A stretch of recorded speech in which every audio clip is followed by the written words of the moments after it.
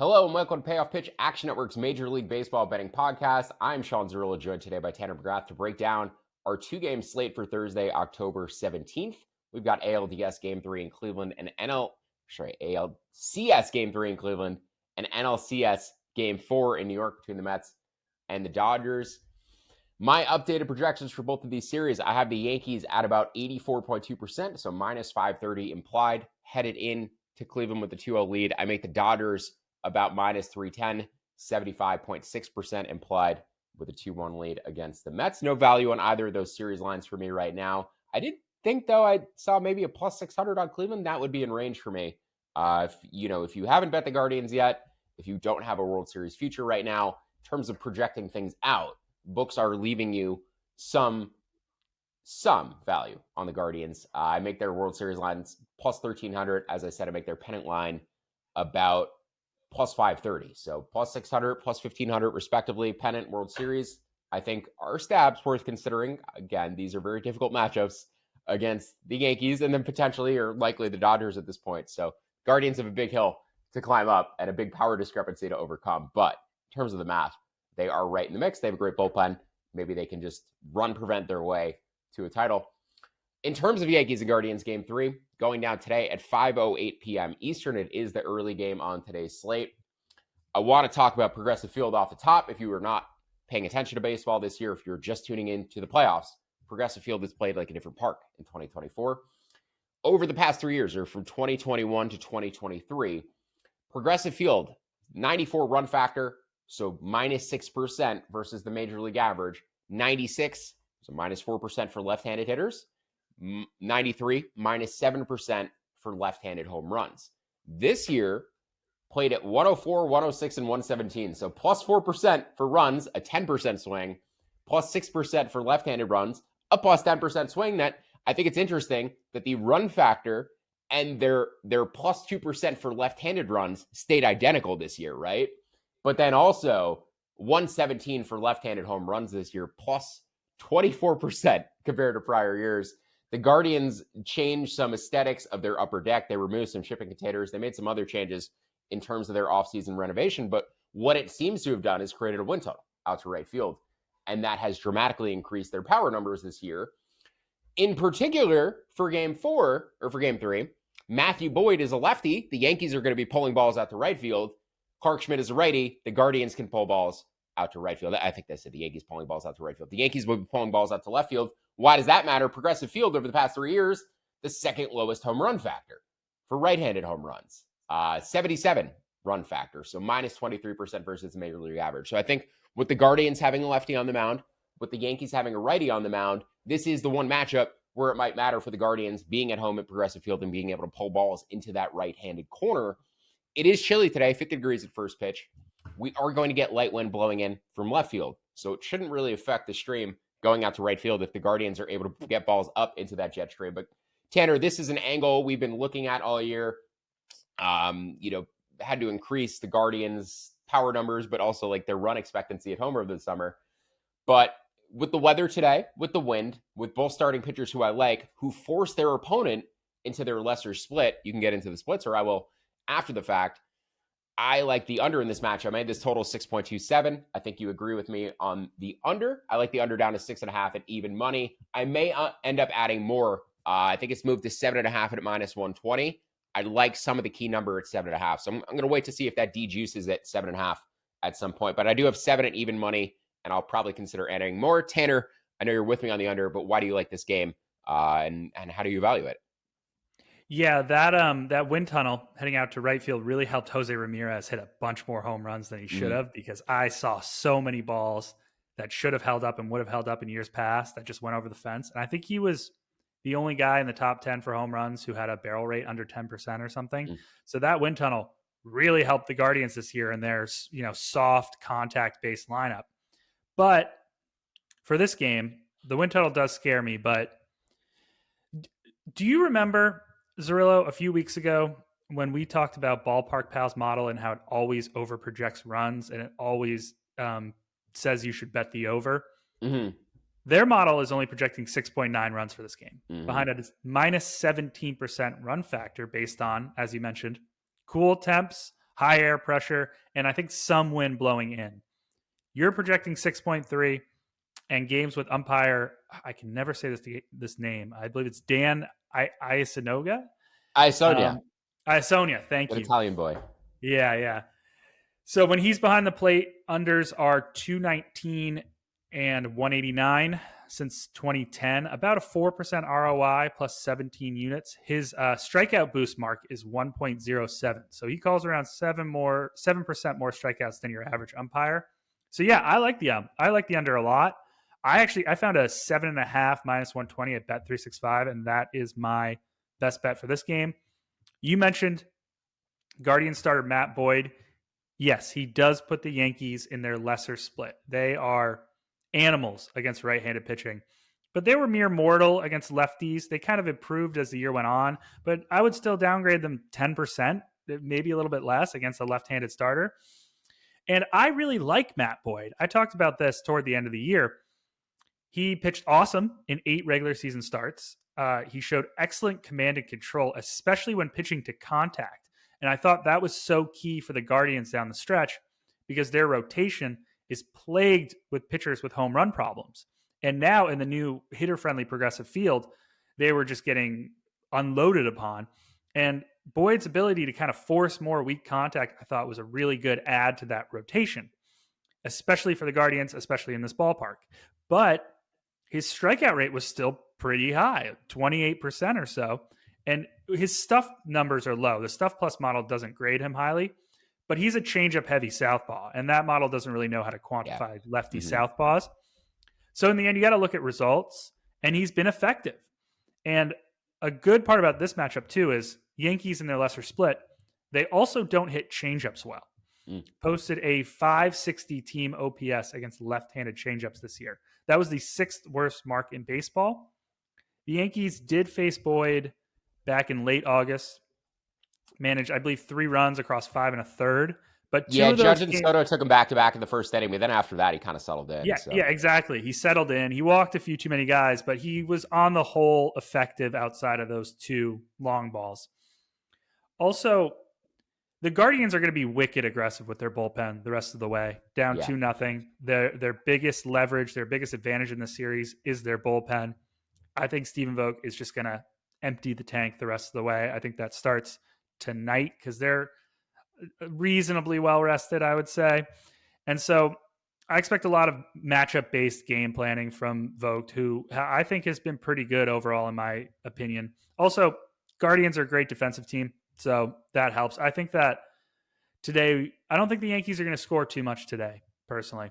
And on the flip side, I've talked about this before, super duper high on Yankee starter Clark Schmidt. I love him. I thought he was a breakout candidate at the beginning of the year. He got hurt. He came back. I still think he's kind of a breakout candidate for this playoff run. The cutter that he added in the offseason is a difference-making pitch for him. He has monster Stuff Plus numbers. He can strike out, miss a lot of bats. I really like that they made him the number 3 starter over Heel or Stroman. I think that's a monster upgrade to the Yankee rotation. And I think it really helps them if they get into a potential World Series matchup with the Dodgers, say. And I thought he pitched pretty well against the Royals in the ALDS. I mean, he ripped through 4 innings on like 50 pitches. He gave up a few runs in the 5th, but I thought he looked good. So I'm in on him, and I think he should pitch well tonight or this afternoon because the Guardians are also in their worst split, as you talked about. And they slumped through the second half of the season, but they were among the worst offenses against right-handed pitching in the second half. They posted an 88 WRC plus against righties down the stretch. That ranked ahead of only the White Sox, Pirates, and Angels. The progressive field wind tunnel does scare me, but hopefully the wind blowing in and the chilly weather kind of holds up a lot of those balls that went out in June and July. And the Yankee bullpen also scares me a bit because they've been overperforming and they're extended. I mean, Weaver and Holmes each threw 15 to 20 pitches in games 1 and 2. But I think the overall matchup points towards a lower scoring affair. I envision this game and I see like a 3-2 finish one way or the other. Yeah, I don't think Aaron Boone is going to be too hesitant, though, to go right back to those high leverage arms in game 3. They did pitch both games 1 and games 2, but if you look at the Guardians game logs and the Guardians bullpen usage, who had to go to a game 5 with Detroit, if anything, it's the Guardians bullpen that is more overworked. They're high leverage guys that are more overworked. I do think you see Clase potentially for 2 innings tonight. I think that is a very likely possibility in a close game. Emmanuel Clase just comes in and is in there for as long as he's effective, for as long as he's able to throw pitches, like 35 to 40 pitches is a real possibility for Clase tonight in a 2-0 deficit. Yeah, Schmidt, to your points, better underlying indicators than Luis Heel this season.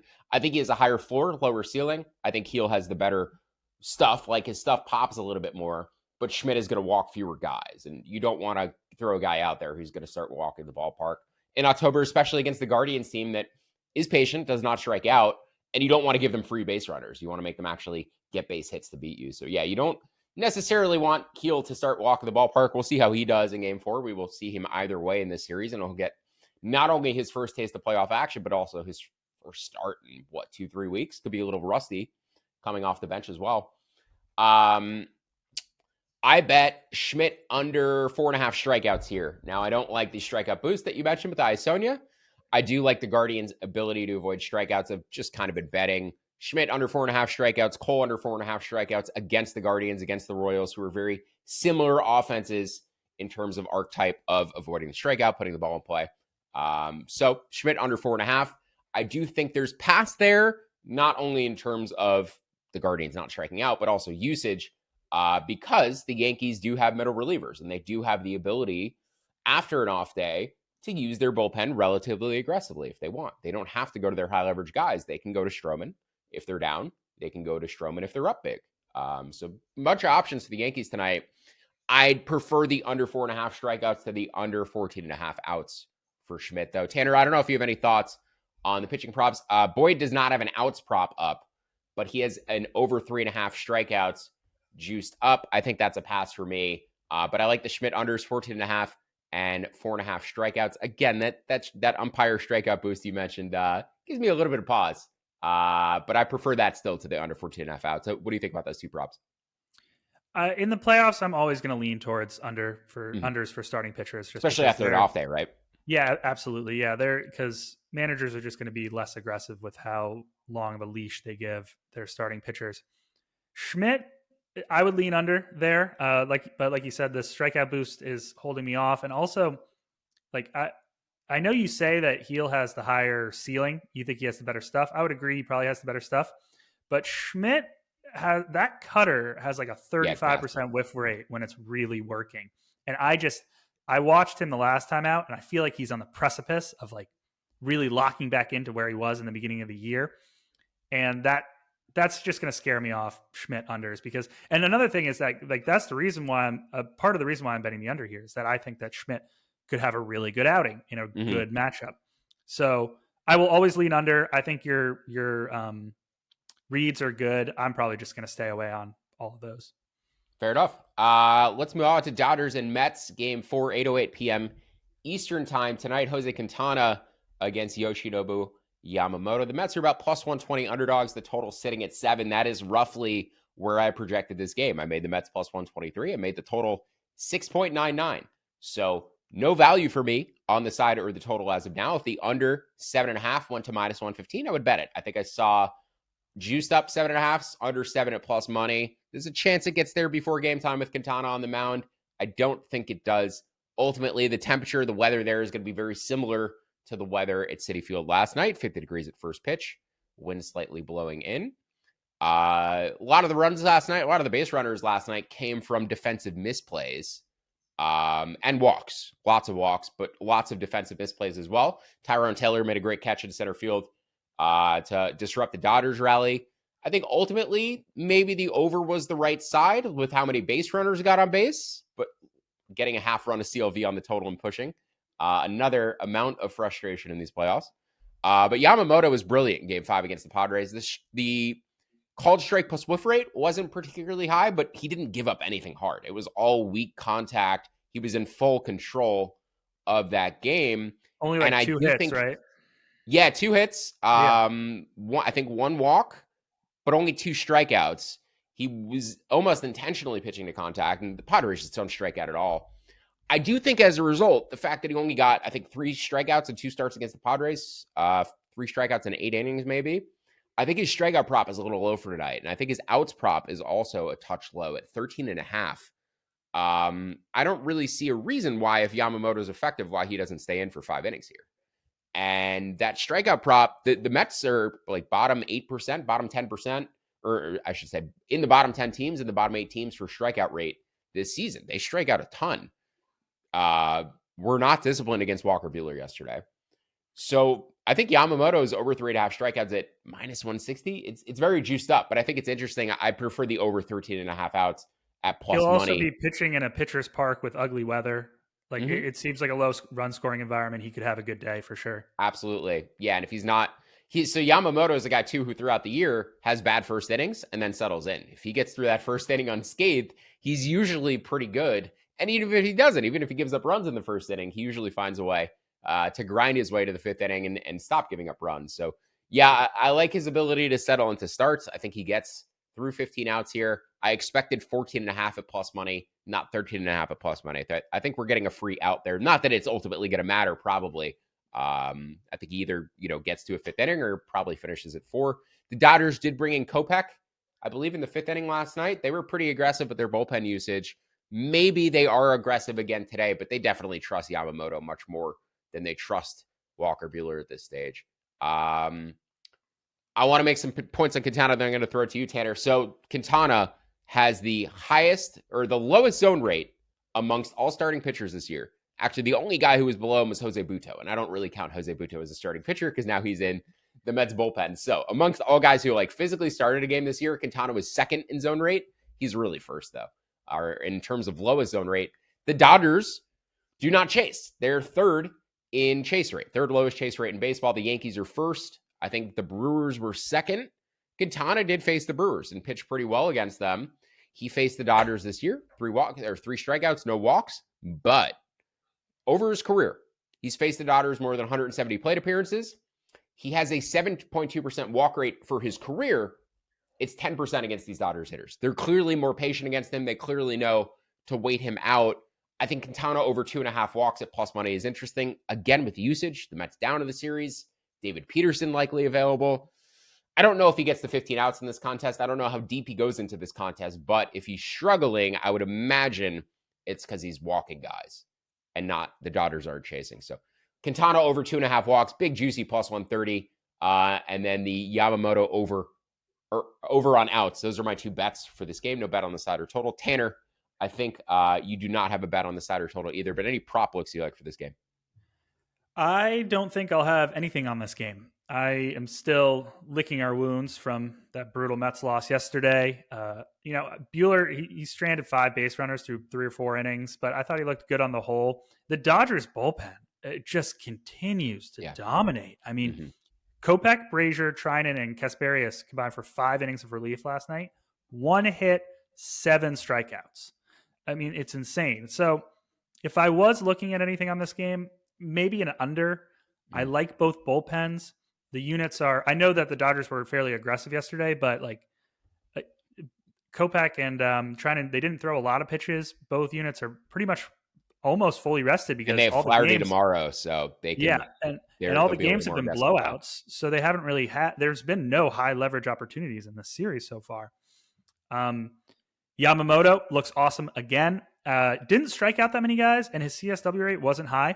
But I liked how his curveball was playing, and that's his pitch, right? When that's working, he could ascend into top 5 category. And I thought it looked good on the whole. And the Dodgers bullpen again, I cannot say this enough. It's so locked in. I get more impressed with this unit with each passing night. They've been good, undervalued for a couple months now. The weather, super ugly again, like we talked about. Citi Field is always a pitcher's park. Our Action Pro system, the wind blowing in system, actually lit up for this game, I believe. 5% ROI on the under since 2005. I think some sharp money is hitting that under too. I think it got knocked down a little bit. I'm not a big Jose Quintana guy, and the Dodgers crush lefties. And umpire Nick Lentz is a pretty neutral run scoring umpire, so no real edge there. The Dodgers are in the driver's seat after last night's win. That was a monster win for them. Getting to use Kasperius for 2 innings at the end kind of helped reset their middle relievers. Definitely got reset, and it feels like a lot of the bad postseason fortune, the bad breaks that the Dodgers have gotten over the past decade, is finally starting to turn in this playoffs. I mean, the Padres went cold at the right time, 23 scoreless innings. The bullpen, the Dodgers bullpen, like I talked about, running crazy hot. The starting pitchers are trending closer to overperforming than blow-ups like we've seen in the past. Like, this is how you win championships in baseball. Getting hot at the right time, getting those breaks that the Dodgers never seem to get. I might still fade Flaherty in Game 5, but we'll see. Ultimately, I'm starting to look forward to a Dodgers-Yankees World Series. I think we're getting close there, and like if the Dodgers open as dogs, I might bet them. I think the Yankee bullpen might come back to earth at some point. How good is Luke Weaver really? Clay Holmes' swinging strike rate during these playoffs is like 8%.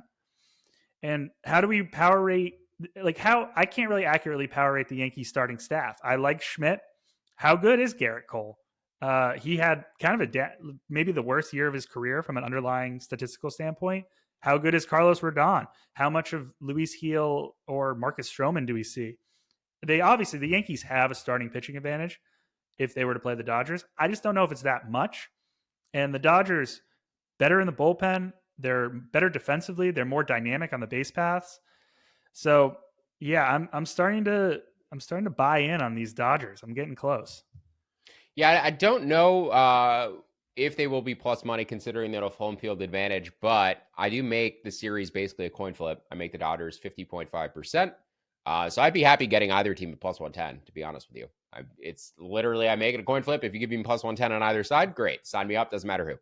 I really think it's that close. The Yankees do have the deeper starting pitching. The Dodgers have, I think, the better bullpen, the more trustworthy bullpen.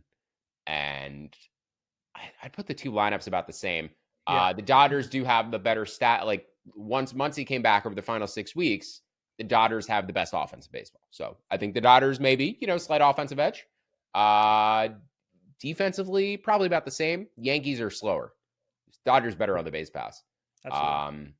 So yeah, I think the Yankees starting pitching is their one definitive advantage in the series, but everywhere else I'd probably lean Dodgers in terms of advantages on top of home field. I know the defenses, they probably grade out similarly. Like you said, the Yankees are slow, and the Dodgers have a lot of speed. They have a lot of they're dynamic. You can put Mookie Betts anywhere in the field, and guys like Enrique Hernandez he's heating up again in the playoffs. It's just the pieces seem to finally be falling. Mookie was a bad defensive shortstop as well, and I think those are baked into their numbers to a degree. Interesting. Did he grade out that poorly? I thought he played pretty well, actually. I guess. No, I think he ultimately, Statcast ended up hating him. His arm was bad, if I remember. I want to look this up. So he's been in right. Oh yeah, no, I know. I'm saying it's baked into their season long numbers, where ultimately they're playing a different alignment now with Kike in center field, with Mookie in right. I think their season-long numbers don't accurately reflect their overall quality, if that makes sense. I think that does make sense. Better that makes a lot of sense, yes. Yeah, absolutely. Yeah, and I would agree with that, just like from an eye test perspective. I just like how they're playing. I like how the Dodgers are playing. Yeah, Mookie finished minus 4 outs above average this year, and I would imagine he has not been a bad defensive outfielder. So that is mostly tied to his infield value. Mookie is 29th percentile in sprint speed now. What happened? Mookie can't run anymore? He's led the league in runs for like 5 straight years. That is shocking. Yeah, 29th percentile in sprint speed this year. I don't know if he just didn't have opportunities to sprint, playing less outfield time or what, but that seems relatively shocking. What are the Dodgers as a team in sprint speed? The Dodgers are league average, 16th. Okay. That makes sense. That's surprising. But in terms of bolts, now bolts are, believe, like the fastest possible. The Dodgers are last at bolts. The Yankees are 22nd. So in terms of like top end sprint speed, it's Ohtani for the Dodgers. They don't really have any other burners, right? And the Yankees don't have any. We just talked about Betts' sprint speed being down. I would have said Betts is particularly fast. I guess not. In terms of pure burners on either of those teams, I think it's just Ohtani. That makes sense. Thinking about base stealing threats too. Like if you're actually gonna get into the nitty gritty of that series and like who's gonna steal back, I think it's just Ohtani. Trying to think if the Dodgers really have any other guys who would go with him. Maybe Definitely not Edmund, Muncy. like an Edmund Ohtani first and second double steal. Maybe that's kind of your Edmund bottom of the lineup, Ohtani top of the lineup. That might be the only opportunity. Edmund can run a little bit, but yeah, I think the Dodgers do have a little more speed. Yeah, across the board when you break it down, Yankees starting pitching edge, but that really only matters in Game 4, and then Dodgers slight edges everywhere else. So, as I said, make it 50.5%. It's a true coin flip for me, but I would lean Dodgers probably as well, breaking it down. Tanner, before we get out of here, any other futures thoughts? World Series market, ALCS, NLCS market, anything else you got? Nothing from me. I'm hoping that the Guardians make a series out of this because I do think that they're a little better than how they've played, and I think it's going to be Yankees Dodgers, and I think the Dodgers are going to win it. I do. Thank you for tuning in to Payoff Pitch. For Tanner McGrath, I'm Sean Zerillo. Don't forget to download the free award-winning Action Network app and leave us with that 5-star rating and review. Also, check out the Action Network Discord. You can find a link in the episode description. We'll see you back here tomorrow for more MLB playoff best bets. We should have 2 more games on tomorrow's slate, but we will never have more than 2 any other day the rest of the way, unfortunately. Again, for Tanner McGrath, I'm Sean Zerillo. Thanks for listening to Payoff Pitch, Action Network's MLB betting podcast. Best of luck with your bets. We'll see you back here tomorrow.